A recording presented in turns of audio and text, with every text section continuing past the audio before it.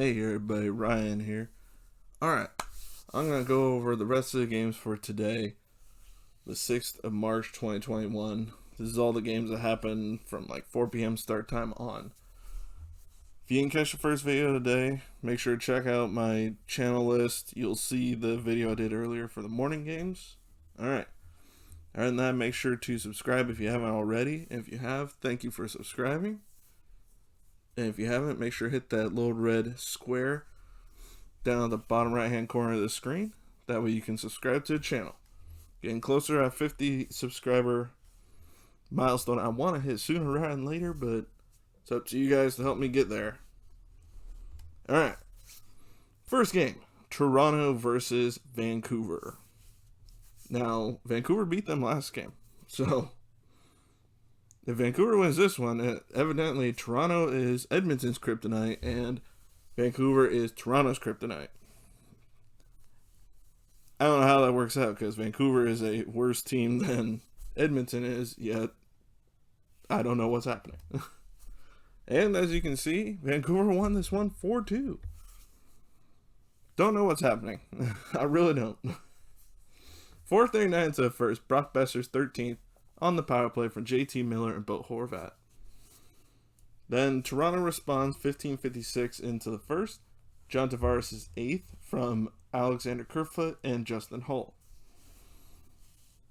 Then Toronto takes their one and only lead of the game. 3:04 into the second. Jimmy Vesey's 5th from TJ Brodie and Jason Spezza. Honestly, at this point, Jason Spezza's having a great season. He really is. Alright, 8:09 into the third. Vancouver ties it 2-2. Bo Horvat scores his 11th on the power play from Brock Boeser and JT Miller. Then at 9:31 of the third, JT Miller's 7th from Brock Boeser and Alex Edler. That would be your game-winning goal right there. They tack one more on, 16:53 in, Nils Hoglander's 5th of the year from Nate Schmidt. There you go. That's all the scoring for the game. 4-2, Vancouver wins. I believe that is now 10 wins on the year for Vancouver. Alright, let's see. Any multi-point people for Toronto? No. For Vancouver, Brock Boeser, a goal and 2 assists. Good game for him. JT Miller, a goal and 2 assists. Great game as well. Bo Horvat, a goal and an assist. And that's it for the multi-points. Alright, Toronto outshot Vancouver 39-31. Vancouver won the face-off dot 56-44. Toronto 0 for 1 on the power play. Vancouver 2 for 2. Penalty minutes were 4-2, Toronto with 4. Hits were 20-14 in favor of Vancouver. Blocks 22-14 in favor of Vancouver. Giveaways 6-4, Vancouver with 6. Goalies, Frederik Andersen, 27 saves, 871 save percentage in the loss. And Thatcher Demko, 37 saves, 949 save percentage for the win. Alright, on to Minnesota versus Arizona. Arizona pulls out the win tonight, beating Minnesota 5-2. That's a pretty handy beating right there. Alright, 14:20 into the first. Matt Dumba scores his 5th from Nick Bustad and Zach Parise. That 15-12, Jordan Greenway makes it 2-0 going into the second period with his 5th of the year unassisted. At this point, it is all Arizona from here. Minute 25 into the second, Lawson Krause scores his 1st from Connor Garland and Nick Schmaltz. That 13:32 of the second, Jacob Chychrun scores his 6th from Johan Larsson and Derek Brassard. 3:57 into the third, Connor Garland scores his 8th on the power play from Derek Brassard and Clayton Keller. 6:15 into the third, Tyler Pitlick scores his 4th from Nicholas Hjalmarsson and Clayton Keller. At 19:13, Tyler Pitlick scores his 5th from Nicholas Hjalmarsson and Christian Dvorak. 18:39 of the first, I forgot to mention, John Hayden fights Marcus Foligno. I'll try and find that video and post a link to it if I can. Alright, let's see. Minnesota outshot Arizona 34-31. Arizona won the faceoff dot, though, 57-43. Minnesota was 0 for 2 on the power play. Arizona 1 for 4. Penalty minutes were 13-9. Minnesota with 13. Hits 26 to 17 in favor of Arizona. Blocks 18-8 in favor of Minnesota. Giveaways 11-2, Arizona with 11. Cam Talbot, 26 saves for the loss, 867 save percentage. And Darcy Kemper got the win for Arizona, 32 saves, 941 save percentage. All right, on to Winnipeg versus Montreal. North Division matchup. Last game, Winnipeg won, ending Montreal's short one-game winning streak. Montreal came back hard in this game. 7-1 they won. Big victory there. And Josh Anderson returned for Montreal in this game. And he go on to score first goal of the game at 15:29 of the first. His 10th of the year from Jesperi Kotkaniemi and Tyler Toffoli. 7:03 into the second, Tyler Toffoli scores his 15th from Shea Weber. 11:01 into the second, Brendan Gallagher scores his 6th from Philip Deneau and Tomas Tatar. 14:25 into the second, Brendan Gallagher's 10th from Philip Deneau and Tomas Tatar. 16:05 into the second, Tomas Tatar's 5th from Jonathan Drouin and Nick Suzuki. 5-0 to this point. I'd say the game has gone out of hand. 4:20 into the third, Paul Byron's 2nd from Jake Evans. Then at 8:20 into the third, Jeff Petry's 8th from Tomas Tatar and Brendan Gallagher. Alright, so stats were shots on goal 29-28 in favor of Winnipeg. Face-off percentages 57-43 in favor of Montreal. Power play 1 for 2 for Winnipeg, 0 for 1 for Montreal. Penalty minutes 4-2, Montreal with 4. Hits 21-17 in favor of Winnipeg. Blocks 15-12 in favor of Montreal. Giveaways 24-11. 24 for the winning team. Yikes. How does Montreal have 24 giveaways and still win the game? I don't know. Connor Hellebuyck started this game. 15 saves, 789 save percentage. He was replaced by Brossoit. 6 saves, 669 save percentage. Carey Price got the win. 28 saves, 966 save percentage. On to Avalanche versus Anaheim. Can Anaheim blow another multiple goal lead? Because I would not be surprised if they do, because they seem to be very good at it. Alright, Anaheim won this one 5-4 in overtime. A miracle. Alright, first goal was scored 5:10 into the first. Ricard Raquel's 4th from Sam Steele. Then at 4:26 of the second, Troy Terry's 3rd from Adam Henrique and Josh Mahura, making it 2-0. Then at 12:06 of the second, Logan O'Connor's 3rd from Valerie Nichushkin and Devante. 17:36, Mikko Rantanen's 11th on the power play from Samuel Girard and Nazem Kadri. Then at 6:03 of the third, Mikko Rantanen makes it 3-2 at that point. His 12th of the year from Samuel Girard and Gabriel Landeskog. 6:27 into the third. 24 seconds later, Brandon Saad's 8th from Andrei Burakovsky and Nazem Kadri. Then at 13:03 of the third, Troy Terry's 4th from Cam Fowler and Maxime Comtois makes it 4-3. 17:10 into the third, Kevin Shattenkirk finally scores his first goal as Anaheim Duck on the power play from Ricard Raquel and Adam Henrique, tying the game 4-4. A miracle the Ducks actually do good for a moment. But a minute 59 into overtime, Ryan Getzlaf taps in a shot from Ricard Raquel and Kevin Shattenkirk to win the game. Ducks break the snide. What was it, 9 games I think it was at this point? And I think it was about to be 6 straight that they had blown a multiple goal lead, because they were up 2-0. Then it was 4-2, Colorado leading. Then it was 5-4 for the win for the Ducks. They have a lot to work on, let's just say that. And Colorado has a lot of injuries right now. But they still, even when they're healthy, they still, for some reason, Anaheim is one of those teams they have a hard time with. They do not have a great record against them for some time now. Every team has that.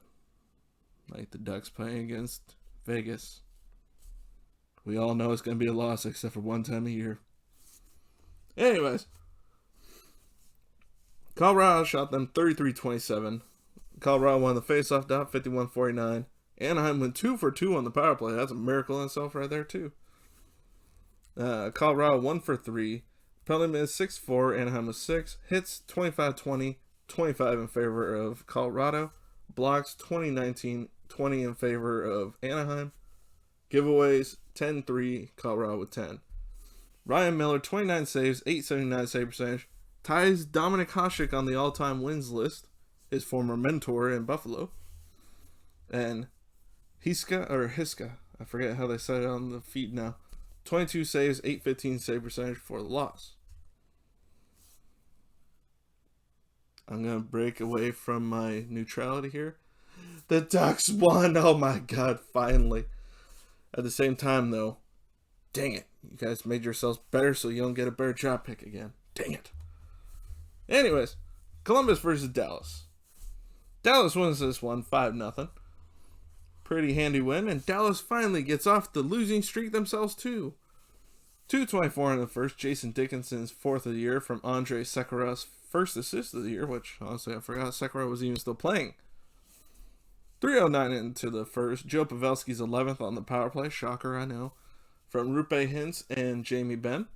13:46 of the second. Miro Heiskanen's 2nd of the year from Nick, I want to say that's pronounced Camano,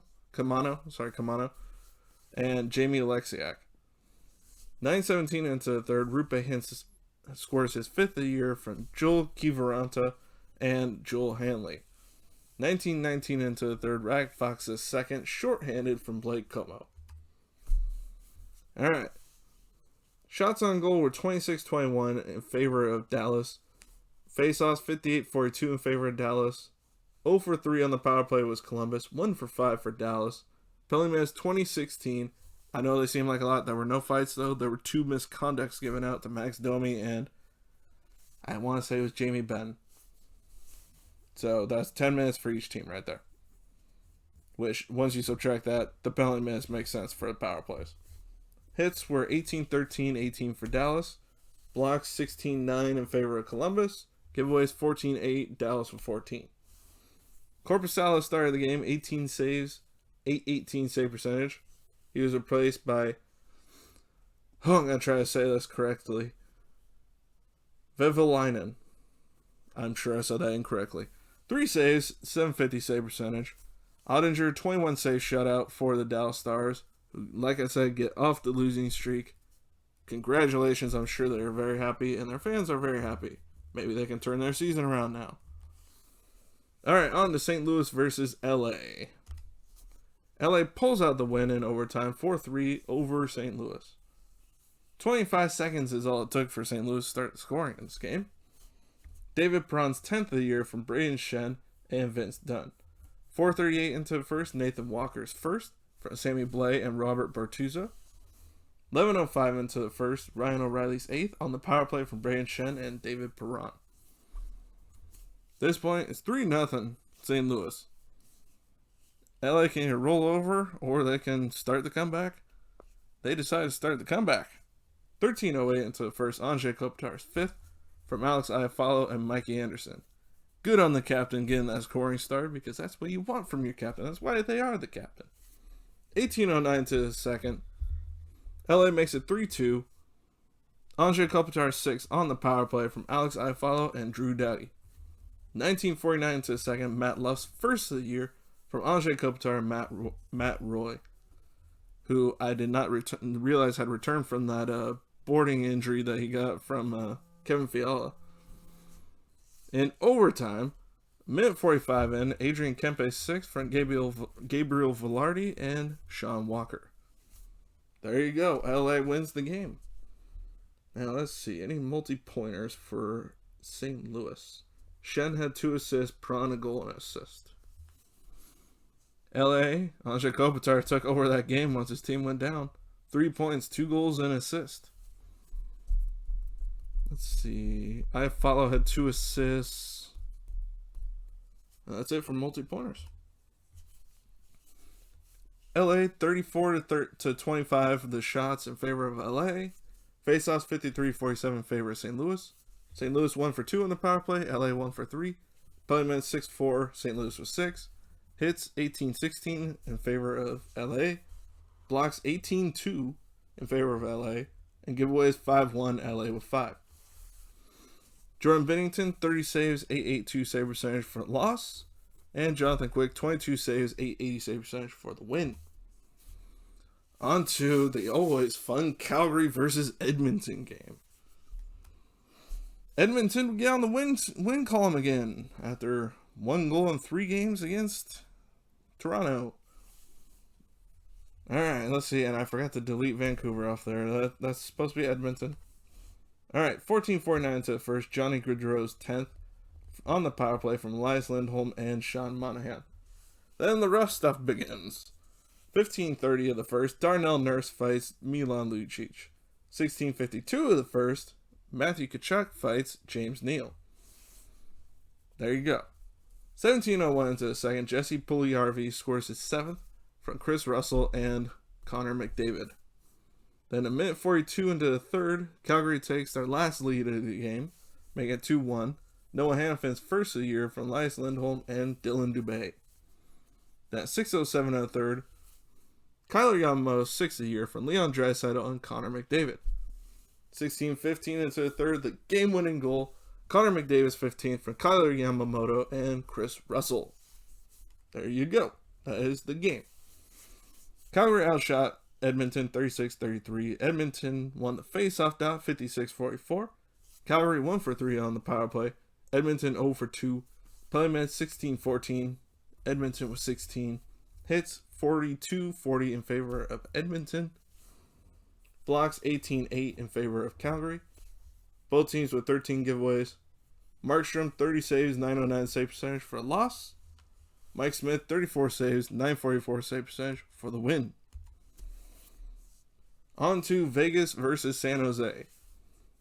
Now, San Jose lost Marcus Sorensen to the COVID protocol list. They announced today. And Timo Meier was not healthy enough to begin to play this game. So they lost 2 guys off their roster from last night's game. And Vegas won this one 4-0. 15:02 into the first. Mark Stone 6th from Chandler Stevenson and Max Pacioretty. Then at 5:01 in the second, Alex Tuch's 11th unassisted. At 16:38, Alex Tuch's 12th unassisted. At 11:03 of the third, Riley Smith's 5th from Jonathan Marchessault and Alex Pietrangelo. Now, Mark Stone would leave the game between the second and third periods and not return. Hopefully he is not out long term, but if that is, that's a big loss. Shots on goal, 32-24 in favor of Vegas. Faceoffs, 53-47 in favor of Vegas. Power play, 0 for 2 for Vegas, 0 for 1 for San Jose. Penalty minutes, 4-2, San Jose with 4. Hits, 35-29 in favor of San Jose. Blocks, 19-17 in favor of Vegas. 4 giveaways each. Fleury, 24 saves, shutout. Devin Dubnyk, 28 saves, 875 save percentage. Alright, now I want to touch real quick on the Tom Wilson suspension that was announced today for his hit on Brandon Carlo yesterday against Boston. It was a dirty hit. If anybody doesn't say that wasn't a dirty hit, they just want to look at it as a fan in reality. Sorry, Washington fans, but it is reality. Tom Wilson is a dirty hitter. Has been his entire career, going back to junior. This is nothing new. And 7 games to me that he got for the hit, sending the guy to the hospital, it's kind of ridiculous. He should have got more. He's already got bigger suspensions than that for the same type of thing. I honestly believe the guy should have got more. I mean, if Rafi Torres got escalating suspensions, why is this guy not getting escalating suspensions too? It's the same type of thing. Dirty headshots, it needs to be... If you aren't going to let them police it on the ice, let them police it. Do what you're supposed to do. I mean, the player safety department it's like a tidal wave. It's just all over the place, up and down. It's like you don't know where it's going to hit. It's like some things that are headshots, you say are fine. Other times, when it's a headshot from somebody who's done it before, oh, it's fine. He plays for a popular team. Let's ignore it. It's like, you got to call it. It's like the Alex Ovechkin the other day when he speared, who was that? Trent Frederick in the nuts. It's like, you find the guy? $3,000. That hurts somebody real bad with how much he's making. Okay. That's going to make him say, well, maybe I shouldn't do that again. $3,000. Really? Come on. Give him a game or two for that. That was ridiculous in and of itself too, but nowhere as bad as Tom Wilson's. And that one should have been more games. I think it's a missed opportunity by the league to really send a message if they really wanted to about these type of hits. But you know what? I don't make the decisions, they do, so it is what it is. 7 games is what Wilson gets, so we won't see him for 7 games. And then we'll see him next time he does the same thing, so. Alright. Other than that, make sure to subscribe whenever you can. Hopefully you can for this video. I need to get to 50, or not need to, I want to get to 50. So please help me out. Alright. Other than that, make sure to hit that little red square in the bottom right hand corner. Hit that like, comment, let me know what you think of the suspension. If it's too much, too little, let me know. Just be civil. Alright, other than that, I will see you on next video. Bye, everybody.